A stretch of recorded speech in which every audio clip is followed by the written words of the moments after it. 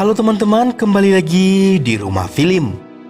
Di video kali ini saya akan menceritakan alur cerita dari film Secret in Bed with My Boss. Film ini telah dirilis pada tahun 2020 kemarin. Film ini menceritakan seorang pria yang bernama Kim yang selalu diajak bergenjot oleh istri bosnya, dikarenakan suaminya sudah tua dan tidak bertenaga lagi. Oke, tanpa berlama-lama lagi, mari kita masuk ke ceritanya. Film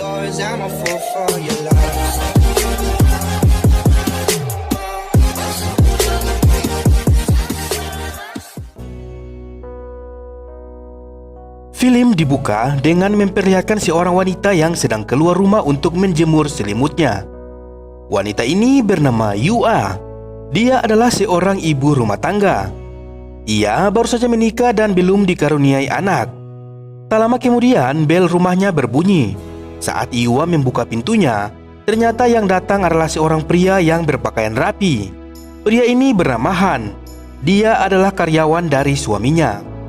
Han datang untuk menemui bosnya. Akan tetapi Yua memberitahukan bahwa suaminya sedang tidak ada di rumah. Setelah itu, Yua menawarkan Han untuk masuk ke dalam rumah. Namun Han terlihat diam saja karena melihat gunung bersaudara milik Yua itu. Yua yang melihat hal itu menjadi malu. Han lalu meminta maaf karena telah berkelakuan tidak sopan. Karena Han adalah bawahan suaminya, dia pun menawarkan apakah ada yang bisa ia bantu. Yua kemudian memberitahukan bahwa ada suatu barang yang ia cari di atas lemari. Akan tetapi dia sulit menjangkaunya karena lemari di rumahnya sangat tinggi. Dia pun lalu meminta tolong kepada Han untuk membantunya. Saat berada di dalam rumah, Yua pun menunjukkan lemari yang dia maksud. Pada saat Yua berdiri di atas bangku, Han malah tergoda dengan lekukan Yua tersebut. Ketika Yua berbalik, Han menawarkan dirinya untuk mencari barang itu. Ia lalu mengambil sebuah box yang berada di atas lemari dan menunjukkan kepada Yua agar Yua bisa mencari. Namun saat Yua mencari barang itu, Han malah tergoda dengan gunung bersaudaranya itu. Setelah mencari, Yua pun mengatakan bahwa barang itu tidak ada di dalam box itu. Lalu Han pun mengembalikan lagi box itu di atas lemari. Setelah itu, Yua mengucapkan terima kasih dan Han pun pamit untuk pulang. Malam harinya, terlihat Yua yang baru saja memasak makanan. Ia memasak makanan tersebut untuk suaminya. Suaminya ini bernama Hitomi. Di sini terlihat bahwa suaminya adalah seorang lelaki yang sudah tua. Mereka berdua lalu saling mengobrol dan makan bersama. Saat sedang makan, Hitomi memuji istrinya karena masakan yang ia buat sangat enak. Mendengar hal itu, Yua pun sangat senang. Seperti yang terlihat bahwa rumah tangga mereka ini baik-baik saja dan aman-aman saja. Akan tetapi Yua yang sedang makan membayangkan Han yang membuat pikirannya traveling kemana-mana. Ketika mereka selesai makan, Hitomi pun langsung masuk ke kamar dan tidur.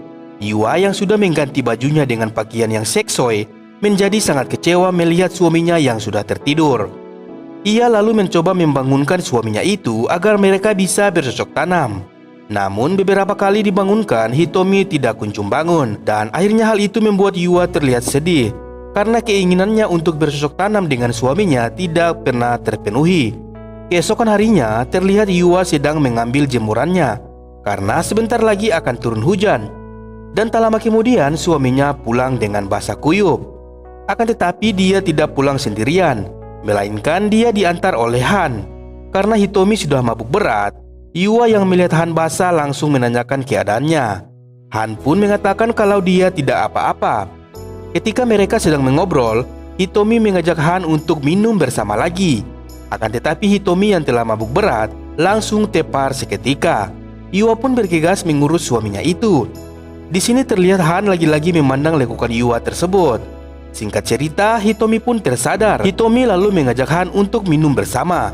Han tidak bisa menolak permintaan Hitomi karena Han adalah bawahannya.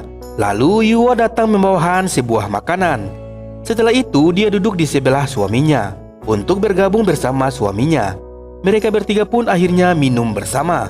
Ketika Yua menuangkan minuman, terlihat Han lagi dan lagi melihat gunung bersaudaranya milik Yua. Namun Yua ternyata melihat Han yang sedang memandang gunungnya itu. Dan Yua pun menutupi dengan bajunya. Han yang merasa malu karena ketahuan meminta izin untuk pulang. Akan tetapi Hitomi melarangnya untuk pulang dan harus menemaninya terus-menerus. Scene pun berpindah lagi, terlihat Hitomi yang sudah sangat tepar. Han lalu membantu Yua untuk memindahkan ke dalam kamar.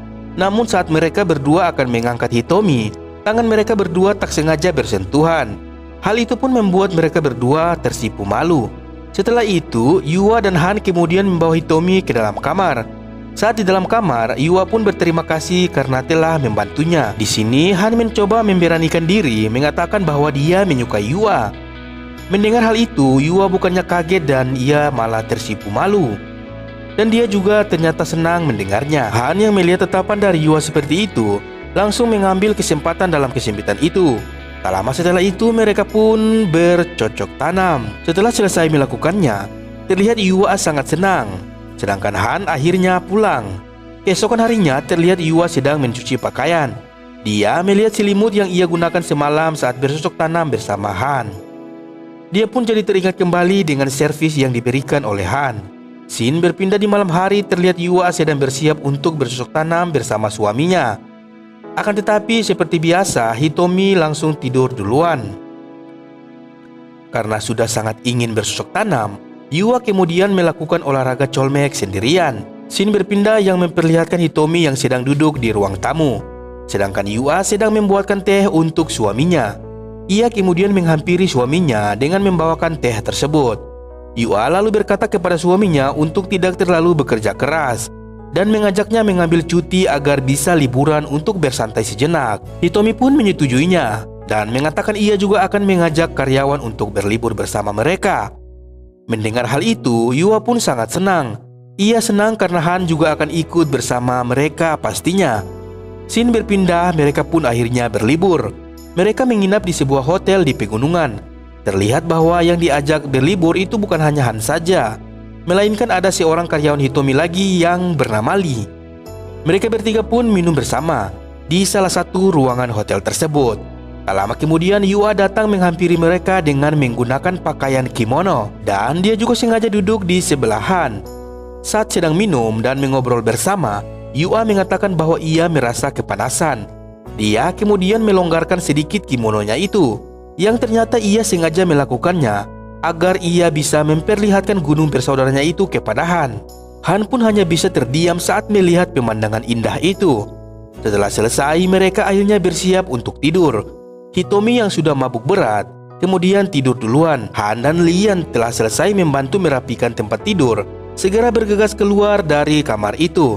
Namun Yua tiba-tiba menahan Han dan menyuruh Han agar tidak keluar. Yang ternyata sudah sedari tadi Yua sangat ingin bergenjot dengan Han. Tak lama setelah itu mereka pun langsung bergenjot ria. Scene berpindah lagi yang memperlihatkan mereka yang sudah selesai berlibur. Terlihat Hitomi sedang sibuk bekerja di ruang tamu sambil menggunakan headset. Sedangkan Yua berada di dapur yang sedang membuatkan teh untuk suaminya. Lalu tiba-tiba HP-nya pun berbunyi, di mana yang menelponnya adalah Han. Ia mengatakan bahwa sekarang ia sedang berdiri di depan jendelanya. Ia datang karena sangat merindukan Yua. Mendengar hal itu, Yua pun menjadi kaget.